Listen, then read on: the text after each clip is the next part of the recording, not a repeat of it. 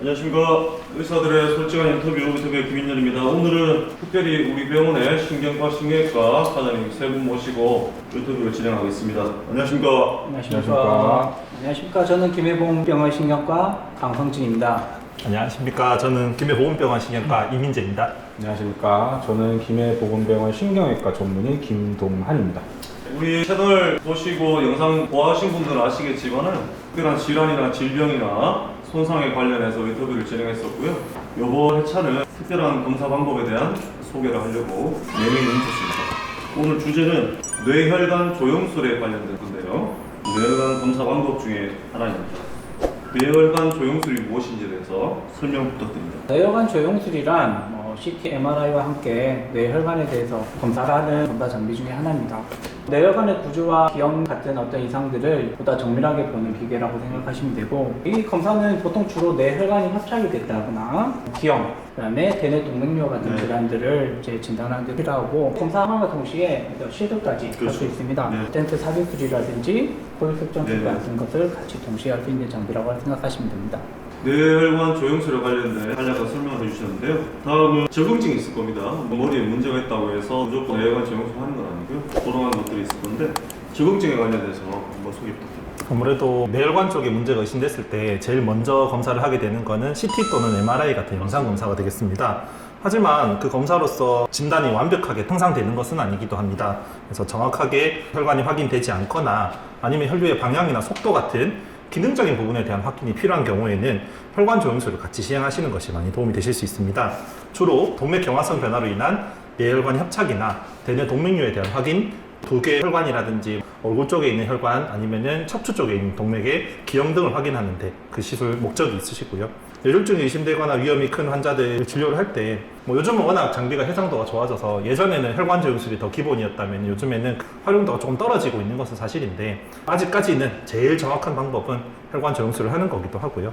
특히 경동맥 협착이 있는 경우에 그 협착의 정도를 확실히 확인해서 위험도를 평가를 하고 스텐트 같은 시술이나 아니면은 이제 수술 같은 걸 해야 되는 경우가 있을 수 있기 때문에 혈관 조영술이 특히 도움이 된다고 생각이 들고요.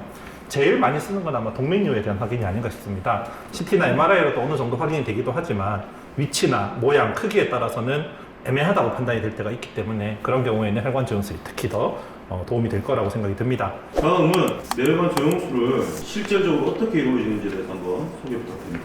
지금 뒤쪽에 보이시는 장비가 뇌혈관 조영술을 시행하는 장비고요. 조영실로 환자분이 일단 들어오시면 이 침대에 환자분이 천장 보고 똑바로 누우시게 됩니다. 똑바로 누우셔가지고 오른쪽 사타구니 쪽에 대퇴동맥이라는 아주 굵은 혈관이 지나가고 있는데, 그쪽 부분에 겉에 있는 잔털 같은 거는 약간 면도를 좀 하고 국소마취 하에 약 5mm 정도의 자그마한 절개를 합니다. 그 부분으로 바늘을 넣고 바늘을 통해서 대퇴동맥, 복부대동맥, 심장 지나서 머리까지 올라가는 카테터라고 하는 가느다란 관을 이렇게 쭉 밀어 올리게 됩니다. 그래서 뇌혈관 입구까지 카테터를 진입시킨 다음에 카테터 끝에서 조영제라는 약물을 쏴서 뇌혈관의 모양을 파악을 하고 필요하면 시술까지 카테터 끝에서 진행을 하고요. 그렇게 하는 총 소요 시간은 한 30분 내외 정도 걸리게 됩니다. 그리고 시술이 끝나게 되면 대퇴동맥이라는 큰 혈관을 바늘로 뚫어놨기 때문에 지혈이 잘 안 되면 안에 혈종이 찬다거나 하는 문제가 있을 수 있기 때문에 특정 지혈 기기를 이용해서 지혈을 하거나 아니면 모래주머니나 무거운 물건을 올려가지고 6시간 이상 심상 안정하시면서 지혈을 진행하게 됩니다. 방금 운동관장님 말씀하셨지만은 지금 모니터상 보면 제일 상단에 그쪽 보시면 실제로 혈관이 저렇게 보이는 거를 실시간으로 확인할 수 있다. 그게 이제 뇌혈관 조영술을 보여주는 대표적인 그림이 되겠습니다. 그럼 장점이 있을 건데 이 장점에 대해서 한번 간략하게 설명해 주십시오. 방금 말씀해 주신 것처럼 CT로 촬영한 혈관 조형 촬영이라든가 우리가 MRA라고 부르는 이제 MRI로 찍는 혈관 사진이 예전에 비해서 해상도라든가 많이 좋아져서 이전에 진단 못했던 부분을 잡아내는 부분도 분명히 있습니다만, 그래도 확실한 건 뇌혈관 조영술이 뇌혈관이라든가 혈관의 기형, 질병, 좁아진 협착 이런 걸 진단하는 데는 아직까지 가장 정밀한 검사입니다. 구독, 좋아요. 댓글, 알림 설정. 그것이 알고 싶다 시간입니다.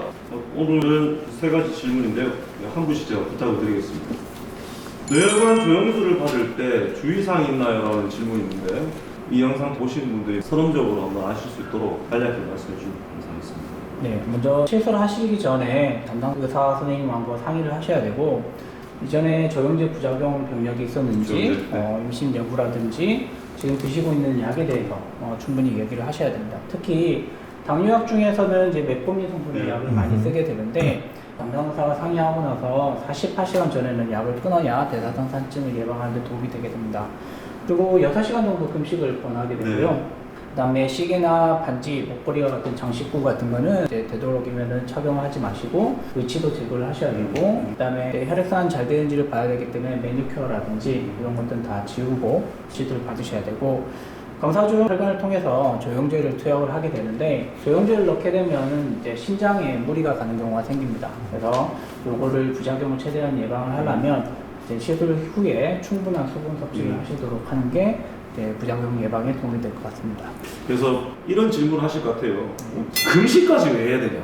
이런 거죠. 국소 마취가 가능한 수술은 금식과 별로 관계없다 이렇게 하는데, 금식이 중요한 이유가 최첨단의 환경이지만 환자분들은 검사받으러 들어올 때 마음가짐이라든지 기분이라든지 혈압변화 이런 것들을 봤을 때 금식하고 연결해서 생각하면 환자분이 긴장하다 보니까 이 위에 이제 음식물이 꽉 차 있을 때 토하기 쉽다는 거죠. 아주 간단하게 말씀드리면 속이 편안한 상태에서 검사를 받아야만 우리가 예상하지 못한 것들이 막 나오면 검사 자체도 잘 안 될 수 있고 환자분도 되게 불편하고 검사자도 다시 한번 준비해야 되는 이런 게 있으니까 금식 부분에 대해서 한 번 더 진지하게 생각해 보시면 좋겠습니다. 다음입니다. 뇌혈관 촬영술이 CT나 MRI보다 더 좋은 검사인가요? 물으실 수 있겠어요.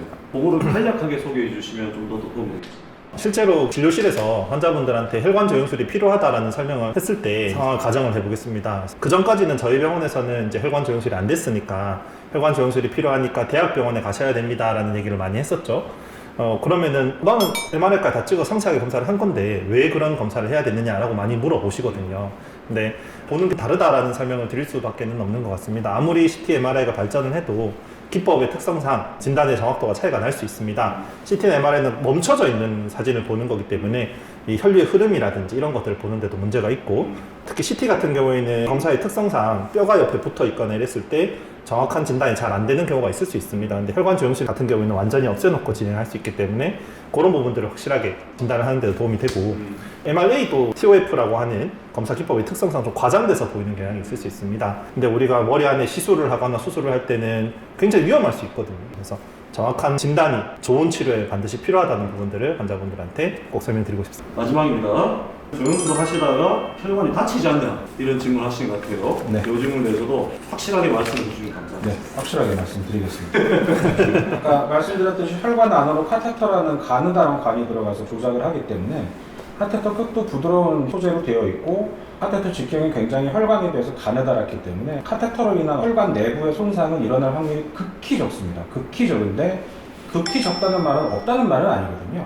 아주 드물게 카테터가 올라가면서 혈관 내벽을 건드리면서 혈관벽이 찢어진다거나 하는 경우가 있을 수도 있는데, 그런 경우는 카테터 끝에 풍선이 달려있는 다른 카테터 또는 스텐트가 달려있는 카테터를 이용해서 다시 삽입을 해서 혈관 내벽을 수리를 하게 됩니다. 또는 혈관 내벽 안에 있는 플라크라고 부르는 혈전 같은 것들이 카테터 끝으로 인해서 떨어져 나오면서 뇌동맥 쪽으로 날아가서 동맥을 막게 되면 뇌경색이 일어나는 경우도 아주 드물게 있는 걸로 보고는 되어 있는데, 물론 그런 경우에는 뇌경색에 대한 추가적인 치료가 필요하겠지만 확률이 높지는 않으니까 검사 받으시는 분들이 너무 겁을 드실 필요까지는 없겠습니다. 그리고 또 하나는 혈관 천자를 한 부분, 혈관을 뚫은 부분의 지혈 문제도 아까 말씀드렸지만 특정한 지혈 기기를 쓰면 보통 한 2-3시간 정도 있다가 활동을 하실 수 있고, 특정한 지혈 기기를 쓸 수 없는 분들도 간혹 계시는데 무거운 물건을 올려놓고 한 6시간 정도 안정하시면 움직이고 하시는데 전혀 무리가 없습니다. 구독! 좋아요. 댓글 알림 설정! 오늘 우리 병원 유튜브 최초 저하고 4분이나 같이 참여하게 됐는데 앞으로 반응이 좋으면 좀 더 해보겠습니다. 오늘은 뇌혈관 질환을 가장 정확하게 검사할 수 있는 뇌혈관 조영술에 대해서 말씀 나눠보았습니다. 오늘 영상 시청하시고 난 다음에 본인뿐만 아니라 주변 분들이 혹여 뇌혈관이라든지 뇌 자체에 문제가 있는 분들이 보이신다 하시면 저도 좀 추천해도 좋을 것 같고요. 김해보건병원 내원하셔가지고 조금이라도 빠른 시기에 검사를 받아보시길 권해드리고요. 오늘 여기서 마치고 더 유익한 정보로 돌아오겠습니다. 가시기 전에 구독, 좋아요, 알림 설정까지 잊지 마십시오. 감사합니다. 감사합니다.